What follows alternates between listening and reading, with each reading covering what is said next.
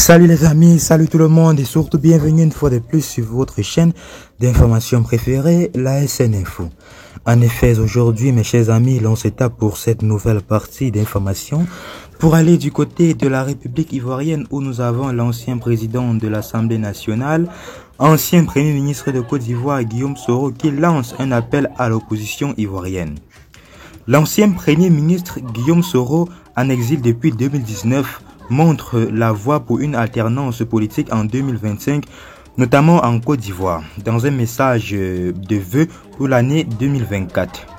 Je rappelle à l'opposition politique ivoirienne que l'union est la voie unique vers le changement et le retour à l'état de droit.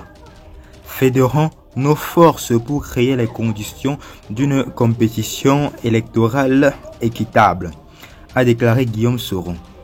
Il a exprimé sa volonté de contribuer modestement à la contribution d'une opposition forte.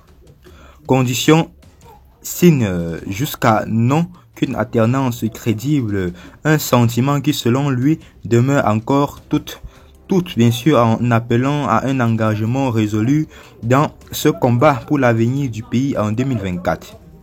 Une fois encore, je demande la libération sans condition des prisonniers politiques pour que soit bien sûr mis fin, pour bien sûr mettre fin à leurs souffrances et celles de leurs familles, ainsi que la libération des prisonniers proches de l'ancien président de la République, Laurent Gbagbo, et de tous les autres prisonniers politiques, a-t-il affirmé. Mes chers amis, à travers ce message, disons plus ou moins choquant, nous pouvons comprendre là clairement que Guillaume Soro